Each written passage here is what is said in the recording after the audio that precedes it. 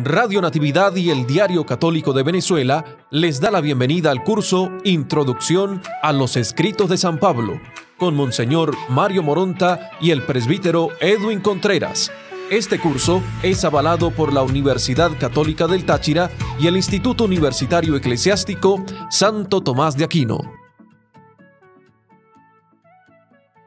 Un nuevo encuentro con ustedes, un gran saludo, los bendecimos mutuamente con la gracia del Espíritu Santo, que San Pablo desde el cielo nos siga acompañando en este caminar por su vida, en la aventura de sus experiencias y también en sus escritos. Estamos todavía en la parte, dijéramos, importante de conocer algunos elementos y entre ellos la conversión de San Pablo. Hoy vamos a meditar, a contemplar y a estudiar un poco el último de los relatos que, como ya lo indicamos, forma parte de uno de los discursos o de las apologías de Pablo. El primer encuentro con su conversión lo tuvimos en el texto de 9:1-19 de los Hechos de los Apóstoles. Luego, en la última sesión vimos lo que nos decía en el capítulo 22, 1 al 21 del libro de los Hechos de los Apóstoles, y ahora en otra de las autoapologías de Pablo, en el capítulo 26, versículos 4 al 18. Y vamos a comenzar precisamente leyendo este texto de estos versículos. Todos los judíos conocen mi vida desde mi juventud, desde cuando estuve en el seno de mi nación en Jerusalén. Ellos me conocen de mucho más tiempo atrás y si quieren pueden testificar que yo he vivido como fariseo conforme a la secta más estricta de nuestra religión. Y si ahora estoy aquí procesado, es por la esperanza que tengo en la promesa hecha por Dios a nuestros padres, cuyo cumplimiento están esperando nuestras 12 tribus en el culto que asiduamente, noche y día, rinden a Dios. Por esta esperanza, oh Rey, soy acusado por los judíos. ¿Por qué tienen ustedes por increíble que Dios resucite a los muertos? Yo pues me había creído obligado a combatir con todos los medios el nombre de Jesús el Nazareno. Así lo hice en Jerusalén y con poderes recibidos de los sumos sacerdotes, yo mismo encerré a muchos santos en las cárceles y cuando se les condenaba a muerte, yo contribuía con mi voto. Frecuentemente recorría todas las sinagogas y a fuerza de castigos los obligaba a blasfemar y rebosando furor contra ellos, los perseguía hasta en las ciudades extranjeras. En este empeño iba hacia Damasco, con plenos poderes y comisión de los sumos sacerdotes. Y al mediodía, yendo de camino, vi, oh Rey, una luz venida del cielo más resplandeciente que el sol, que me envolvió a mí y a mis compañeros en su resplandor. Caímos todos a tierra, y yo oí una voz que me decía en lengua hebrea, Saúl, Saúl, ¿por qué me persigues? Todo te es duro dar coces contra el aguijón. Yo respondí, ¿quién eres, Señor? Y me dijo el Señor, yo soy Jesús, a quien tú persigues. Pero levántate y ponte en pie, pues me he aparecido a ti para constituirte servidor y testigo, tanto de las cosas que de mí has visto, como de las que te manifestaré. Yo te libraré de tu pueblo y de los gentiles, a los cuales yo te envío, para que les abras los ojos, para que se conviertan de las tinieblas a la luz y del poder de Satanás a Dios, y para que reciban el perdón de los pecados y puedan tener parte en la herencia entre los santificados mediante la fe en mí. Esta es palabra de Dios. Como vemos, estamos en el tercero de los temas, o de los textos, mejor dicho, que hablan de la conversión de Pablo. Ya indicamos que en el primero era más de carácter narrativo, en el sentido de que es la historia propiamente de la conversión de Pablo. Los otros dos textos, ya lo vimos en la última sección, el primero de estos dos últimos, es un discurso donde él se está defendiendo ante acusaciones y este segundo texto, que sería el tercero del relato, también nos muestra en medio de un discurso, nos muestra el relato pues de la pasión, de la conversión. Vamos ahora a analizar este texto sabiendo pues que es una autodefensa y sobre todo vamos a ver algo que es importante y es que está dentro de un discurso, y ese discurso es mucho más amplio y por eso creo que es importante que esto lo tengamos muy, muy en cuenta, porque no es como en el capítulo 22, que prácticamente la autoapología se centraba en el relato mismo, mientras que aquí pues hay algunas otras ideas, ¿no? Debemos situar pues estos versículos que hacen referencia a la conversión de Pablo en la última apología que hace de él ante Festo. El tercer relato sobre la conversión de Pablo se encuentra en el contexto literario de esta última autoapología del capítulo 26, del versículo 1 al 32. Nos interesan más los versículos del 4 al 18. Los otros no es que no nos interesen, sino por razones de tiempo y razones también de metodología. Vamos a fijarnos solamente en los versículos que tienen que ver con la conversión. Esta autoapología fue pronunciada por Pablo en la sala de audiencias de Cesarea ante el procurador Festo y sus invitados, el rey Agripa y su hermana Berenice, los tribunos y los hombres más ilustres de la ciudad. El discurso o apología de Pablo, ya que va desde el primer versículo hasta el final, tiene primero una introducción y su presentación. Luego la exposición de la autodefensa, donde se inserta la conversión y la misión, para luego hablar de la predicación cristiana a partir del versículo 19 al 23. Luego tenemos la reacción del auditorio y la absolución en los versículos 30 al 32. Es evidente que una valoración objetiva de la interpretación lucana del tercer relato sobre la conversión de Pablo requiere tener presente todo ese contexto literario. De nuestro interés, sin embargo, como ya lo indicamos, van a ser los versículos del 4 al 18, y a ello limitaremos nuestros desarrollos analíticos. Más que de una estructura del relato, porque habría que hacerlo desde el primer versículo, habría que hacerla, vamos a presentar más bien un esquema que podríamos ver en la parte más narrativa de esta autoapología y que se refiere a la conversión. Presentación, entonces tendríamos una primera parte que es la presentación en la que había de ser, en la que habla de ser conocido por los discípulos, en el versículo 4 al 5. Luego viene una segunda parte, los versículos 6 al 8, donde explica por qué está procesado.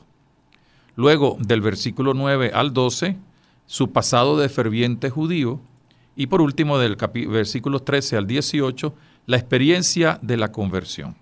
Veamos, como ya lo hicimos con los otros relatos, primero los elementos formales, que ya, como bien lo sabemos, son estos que aparecen de primera mano en cualquier texto, no solamente de tipo bíblico, sino texto literario, profanos, etc.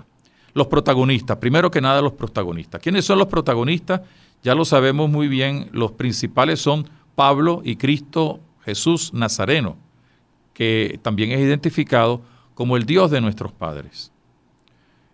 Curiosamente no se menciona a Ananías, se menciona a los judíos que se consideran su pueblo, el pueblo de Dios, los judíos que le acusan, el rey, los sumos sacerdotes, Festo, los santos discípulos de Jesús, es decir, los cristianos, sus compañeros de viaje, los gentiles a quienes dirige su misión y Satanás. Dentro de este marco encontramos algunos elementos espaciales. Primero, hace referencia a su nación y concretamente a Jerusalén. donde vivió intensamente su vida de fariseo. Damasco, a donde iba precisamente con las cartas de los sumos sacerdotes, de los que autorizaban el poder ir hasta allá, para apresar pues a los discípulos de Jesús, a los miembros del camino que estaban en contra, en principio en contra del judaísmo, y por eso los quería apresar. Son ellos los santos discípulos. Y aunque no menciona ninguna nación en particular, habla de los gentiles, que es a donde debe ir, y hablar de los gentiles que están situados pues en los confines de la tierra. No hay una nación especial, sino pues la extensión universal de la tierra. Luego tenemos los elementos temporales. No hay, como ya lo hemos visto en los otros relatos, ninguna fecha exacta de la conversión. Subraya, como en el anterior relato, la hora en la cual se registró el evento de su conversión, que sería hacia el mediodía. Sin embargo, habla de un pasado, cuando ya desde joven actuaba fervientemente, y enfatiza que es conocido desde ese tiempo, incluso más atrás, desde tiempos atrás, y por tanto no es que haya sido conseguido furtivamente o sorprendido en algo de lo cual no se conocía. Se le conocía como ferviente judío y como nuevo proclamador del Evangelio. Hay una unión pues entre el pasado y el presente, pero también se menciona el futuro de lo que será su misión y de lo que irá conociendo para poder ejercerla. Hay otros elementos formales. Primero, su identificación como fariseo, que eso tiene que ver con su pasado. Su autopresentación como perseguidor. Él reconoce que persiguió, para lo cual había recibido poderes incluso de los sacerdotes al dirigirse a Damasco. Él también, hay otro dato, no cae solo en el camino, sino también sus compañeros. No significa esto, sino una referencia a que iba acompañado. Pero no se puede descartar tampoco la posibilidad de que sus compañeros hayan experimentado el fruto de esa conversión. Y se menciona también el poder de Satanás. No se habla de Satanás como tal, sino del poder de Satanás, que es el padre del pecado. Nos conseguimos con algunos elementos de contenido, vamos a verlos ahora, es decir, aquellos temas que quieren subrayarse, algunos de los cuales han sido ya tomados en cuenta en los anteriores relatos ya analizados. Primero que nada, su vida es una existencia de ferviente adhesión a Dios. Esto coincide sobre todo con el discurso anterior. Primero como judío y ahora como seguidor de Jesucristo. Menciona la promesa hecha por Dios a los padres y que ahora se ha ido cumpliendo por Cristo. Se comprueba que en el centro de la polémica está también el hecho de la resurrección de Cristo, que resultaría increíble para los judíos en la actualidad paulina, de manera especial los saduceos. La luz resplandeciente venida del cielo los envuelve a él y a sus compañeros, pero hay un paso nuevo, se contrapone a las tinieblas, que es donde está el poder de Satanás. Esto será desarrollado en alguna de sus cartas y es el tema de la luz que vence la oscuridad. La experiencia del encuentro es presentada como aparición. Bíblicamente, ya lo indicábamos en estos días, en estas secciones anteriores, bíblicamente este vocablo apunta a la revelación por parte del mismo Dios. Dios que se deja ver, Dios que se muestra a los ojos de la fe. Es una acción divina que transforma a la persona del vidente, del que recibe la aparición. Por eso se convertirá, como lo dice muy bien el texto, como efecto de esta aparición en servidor y testigo. Pablo insistirá en la finalidad de su misión, la fe en Jesús, que cambiará la vida de los que reciban su predicación, especialmente los gentiles, porque para ellos es su misión y a fin de que sean liberados del pecado. Como se puede observar, la esencia del relato, aún con algunas cosas nuevas o no repeticiones, pero la esencia del relato coincide con la de los anteriores. Sin embargo, en esta narración no se habla de Ananías, ni de la ida a Arabia, ni del retorno a Jerusalén. Pero hay algo nuevo, ya sugerido antes, la explicación teológica de su misión desde la perspectiva de la luz que se contrapone a la oscuridad que representa el poder de Satanás. Vamos a ver los principales versículos. Vamos a, primero que nada, en el versículo 4 a 5, la presentación en la que habla de ser conocido por los judíos. Dice el texto: todos los judíos conocen mi vida desde mi juventud, desde cuando estuve en el seno de mi nación en Jerusalén. Ellos me conocen de mucho tiempo atrás, y si quieren pueden testificar que yo he vivido como fariseo conforme a la secta más estricta de nuestra religión. Estos versículos hablan del judío observante ya desde su juventud. Se nota por esta idea que Pablo no era una persona retraída ni un desconocido.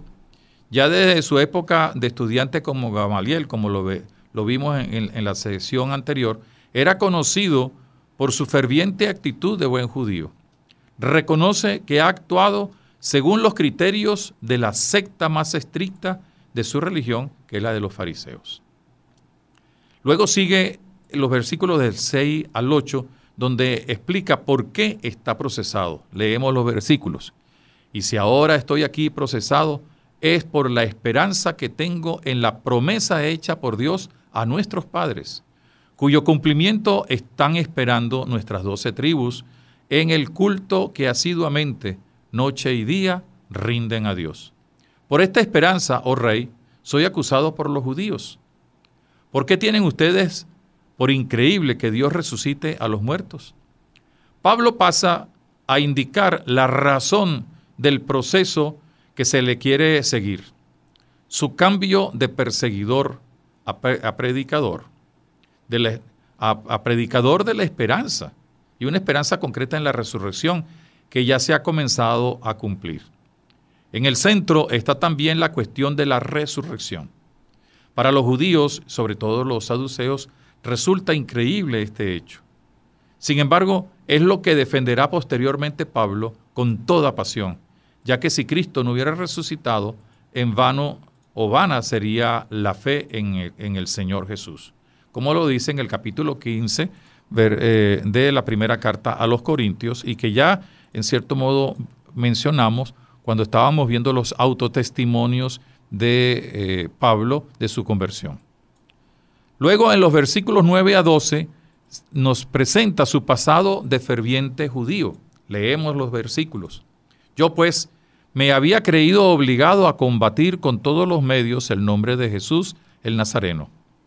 Así lo hice en Jerusalén, y con poderes recibidos de los sumos sacerdotes, yo mismo encerré a muchos santos en las cárceles, y cuando se les condenaba a muerte, yo contribuía con mi voto. Frecuentemente recorría todas las sinagogas y a fuerza de castigos les obligaba a blasfemar, y rebosando furor contra ellos, los perseguía hasta en las ciudades extranjeras. En este empeño iba hacia Damasco con plenos poderes y comisión de los sumos sacerdotes. Retoma Pablo en su discurso su vida de ferviente judío. Como en los otros relatos, pone de relieve su actuación al perseguir a los cristianos. Ahora los denomina santos. Antes los había hablado del camino, de los que están en el camino. Que el ser santo o esa denominación era un título muy frecuente en el cristianismo primitivo para referirse a los cristianos. E incluso el mismo Pablo en alguna de sus cartas, cuando hace la presentación a los santos de la iglesia. Pero mientras en los otros relatos la mención de perseguir a Jesús se hace en el diálogo de Pablo con el Señor, aquí lo menciona el mismo apóstol, hace como una síntesis. Yo pues me había creído obligado a combatir con todos los medios el nombre de Jesús el Nazareno. La forma de combatir el nombre de Jesús era apresando a los santos. y si eran condenados a muerte, él contribuía con su voto. Reconoce ahora desde su conversión que al perseguirlos los obligaba a blasfemar, es decir, a renegar de Cristo, de la nueva presentación de Dios. No estaban renegando de Yahvé, estaban renegando de Cristo, y eso lo considera él ahora una blasfemia. Es decir, renegar del nombre de Jesús es una blasfemia. Desde este empeño y compromiso por ser ferviente defensor de la ley, iba camino de Damasco con los plenos poderes recibidos de parte de los sumos sacerdotes. Mientras en los anteriores relatos habla del sumo sacerdote, aquí lo hace en plural. Luego vienen los versículos 13 al 18, que constituyen, dijéramos, como el contenido de esa experiencia de la conversión, y los leemos. Y al mediodía, yendo de camino, vi, oh rey, una luz venida del cielo, más resplandeciente que el sol, que me envolvió a mí y a mis compañeros en su resplandor. Caímos todos a tierra, y yo oí una voz que me decía en lengua hebrea: Saúl, Saúl, ¿por qué me persigues? Te es duro dar coces contra el aguijón. Yo respondí: ¿Quién eres, Señor? Y me dijo el Señor: Yo soy Jesús, a quien tú persigues. Pero levántate y ponte en pie, pues me he aparecido a ti para constituirte servidor y testigo tanto de las cosas que de mí has visto como de las que te manifestaré. Yo te libraré de tu pueblo y de los gentiles a los cuales yo te envío, para que les abras los ojos, para que se conviertan de las tinieblas a la luz y del poder de Satanás a Dios, y para que reciban el perdón de los pecados y una parte en la herencia entre los santificados mediante la fe en mí. Los últimos versículos del relato de la conversión que hemos escuchado ahora tienen que ver específicamente con el evento de la conversión. No hay mención de su estadía en Damasco ni del contacto tenido con Ananías. Pero esa falta no contradice en nada los anteriores relatos. Él quiere ir directamente a lo esencial. Añade unos elementos nuevos, bien interesantes e ilustrativos, que tampoco desvirtúan a los otros relatos ya estudiados. Habla de la hora al mediodía, ya esto lo hemos mencionado. Camino a Damasco fue envuelto junto con sus compañeros por una luz resplandeciente venida del cielo. Se refiere a la voz que escuchó y que le hablaba en hebreo. Esto es interesante, ¿no? Que lo haya dicho Pablo, es un dato interesante. Él le hablaba en hebreo. Sigue el autor el mismo estilo de los anteriores relatos. Lucas utiliza el mismo estilo. Así hay una confrontación de parte de Jesús con Saulo, a quien lo desafía ahora con una pregunta ya conocida: ¿por qué me persigues? El apóstol responde con la misma interrogante de los otros relatos: ¿y quién eres tú, Señor? Incluso utiliza la palabra Señor. El apóstol, pues, le dice: ¿quién eres tú? Y hace referencia al Señor. Y Jesús, vuelve a presentarse con las mismas palabras de los otros textos estudiados: Yo soy Jesús, a quien tú persigues. En estos versículos hay una serie de datos que nos ayudan a entender ya a la distancia de los anteriores relatos la experiencia vivida por Pablo. Levántate y ponte de pie. En el fondo viene a ser la misma referencia a la resurrección ya mencionada con anterioridad. Pero la forma y el hecho de ordenarle que se ponga de pie es una invitación a no permanecer caído, sino a comenzar una nueva forma de vida. Me he aparecido, que se puede traducir también, me he dejado ver, es decir, me he revelado. Cristo se ha revelado para que pueda ser conocido. Aparecerse, dejarse ver, exige la fe. Aquí no se habla de haber quedado sin visión, sino directamente el escritor sagrado refiere las palabras explicativas de Pablo. Ha sido una experiencia directa con el Señor que le permite haberlo conocido. Es el resucitado quien se le aparece. Y vienen las consecuencias de dicha aparición. Una primera, bien interesante, es que es constituido servidor y testigo. Estas dos palabras son fundamentales: servidor de la palabra de Dios y testigo de la resurrección. Es decir, ha sido transformado, consagrado. En uno de los textos estudiados hablábamos de que había sido consagrado en el vientre materno.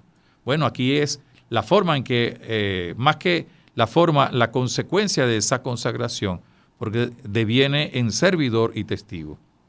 Y lo será de las cosas que del Señor ha visto y seguirá viendo posteriormente. El término constituir, te he constituido servidor y testigo, hace referencia también a algo que es típico en los relatos de vocaciones de los profetas. Yo te he elegido, te he constituido, te he consagrado como servidor y testigo. Será librado de los judíos y de los gentiles, es decir, destinado para la misión, sobre todo en lo que se refiere a su actuación en medio de los gentiles. Tiene una misión concreta. Esa misión consiste en que le suceda a ellos lo mismo que a Pablo, es decir, que se le abran los ojos. La misión es que él debe ayudar a abrir los ojos. Abrirle los ojos significa convertirse, es decir, significa comenzar a tener fe, comenzar a tener la misma experiencia de Pablo, es decir, pasar de la oscuridad o de las tinieblas a la luz. Así lo va a repetir después en Efesios 5:8, cuando hable del dinamismo transformador del bautismo. Y menciona o a manera de explicación que las tinieblas son parte del poder de Satanás o el ámbito del poder de Satanás. Quienes se convierten, ¿no?, como Pablo, tendrán dos beneficios. Uno, el perdón de los pecados. El otro, la participación en la herencia de los santificados. Todo esto es posible precisamente por la fe en Cristo.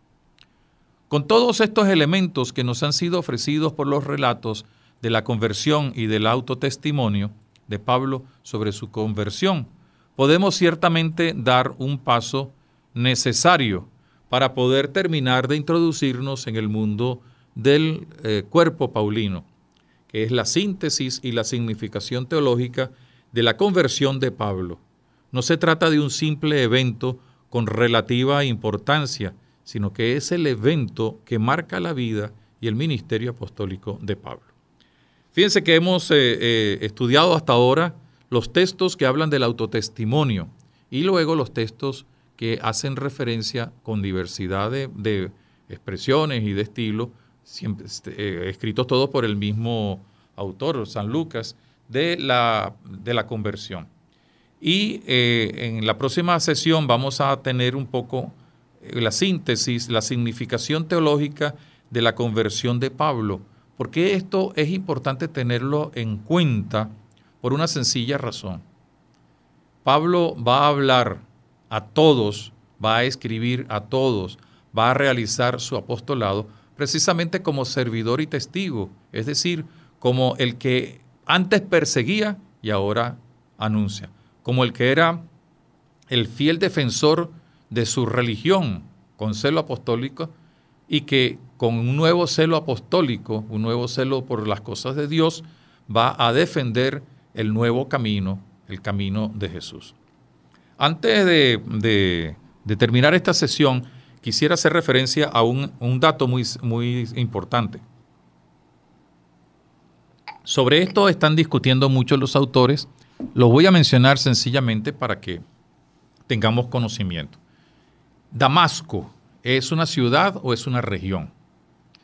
La historia de la exégesis siempre ha hablado de Damasco como la capital de Siria, es decir, la actual Damasco, que sería donde iría San Pablo. Sin embargo, hay algunas indicaciones que presentan interrogantes. Primero, la distancia. Ciertamente que hoy la distancia no es tan larga. Se puede ir perfectamente en media hora, 40 minutos en avión. Pero acuérdese que en aquella época no había avión ni carros, en todo caso las carrozas, pero tampoco era que podían hacer muchos caminos. Un buen caminante entrenado, por ejemplo, y aún así los mismos militares no lo podían hacer de la época, no lo podían hacer. Más o menos, caminando solo, podía cada día caminar hasta 30 kilómetros. Pero recuerden que no había los caminos, había veces que inventar caminos o atravesar, subir, y en esa zona hay muchas pequeñas o grandes montañas que separan Jerusalén de Damasco, y hay que bajar a la depresión del Mar Muerto, etcétera. Entonces, no era fácil llegar en pocos días a Damasco, eso por una parte. Segundo, desde el punto de vista, dijéramos, civil, y eso tenía que ver porque podría encontrarse con algún problema, no pertenecía a la jurisdicción de Jerusalén. Damasco era otra provincia. Y por otra parte, pues, no se tienen noticias ciertas de algunos elementos que son de Damasco. Esto no significa de que sea negativo hablar de Damasco, la Damasco de la Siria. Pero también hay otro dato que ha surgido, sobre todo en los años, después de los años 50, cuando habiendo sido descubiertos los manuscritos del Mar Muerto, es decir, los manuscritos de los monjes esenios, se comenzó a hablar de un documento muy importante para ellos que se llama el documento de Damasco, que es un poco pues toda la filosofía, teología, tenía también parte de la regla de ellos, etcétera, que habla de la región de Damasco en la zona cercana a Qumrán, es decir, en el entorno de Jericó, de la desembocadura del Jordán. Y es muy probable que quizás, según estudios de últimos, recientes de algunos exégetas, que pueda haber sido en esa región. Porque fíjense que no habla de que entraba en la ciudad, sino camino a Damasco. Y es probable que haya sido un pequeño pueblo, es probable. No hay ninguna, una de las cosas que desfavorece esta tesis es que no hay en el registro de arqueología ningún pueblo, ningún monumento que haga referencia a Damasco. Pero solamente hay el documento de Damasco. Y no se olviden que también Pablo, en su camino de conversión, en su momento de estudio, y queda cerca de lo que llamaban la Arabia antigua, probablemente tuvo contacto con los esenios, no necesariamente que haya estado en Qumrán, sino con grupos cristianos que venían de los esenios, grupos cristianos de nuevos cristianos que habían estado vinculados a los esenios, que tenían por otra parte la misión de purificar, y por eso hay una serie de términos que son, por ejemplo, el tema de la luz, que lo menciona él en varias oportunidades, y en las diversas cartas de San Pablo, pues hay esa presencia de ese símbolo. Es uno de los caballitos de batalla de los esenios.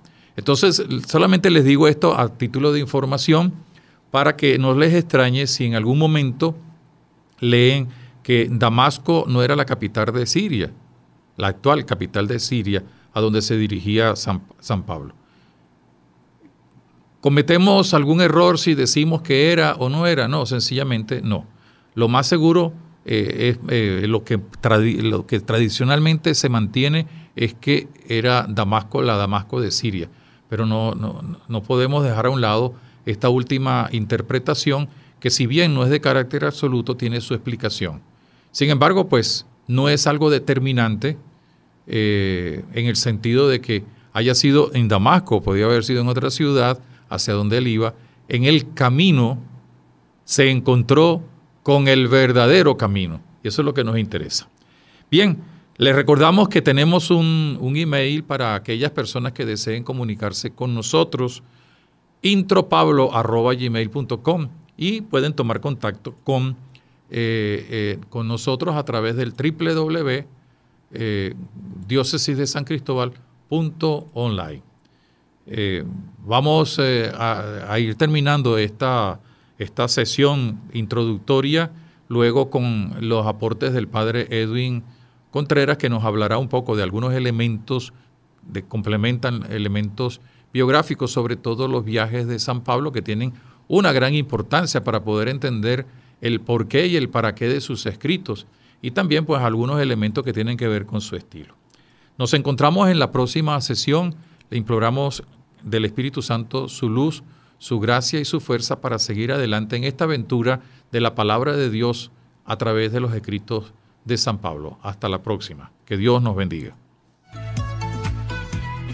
Curso Introducción a los Escritos de San Pablo. Acceda a todo el material de las lecciones en www.diocesidesancristobal.online. Para más información, escríbanos al correo electrónico intropablo@gmail.com.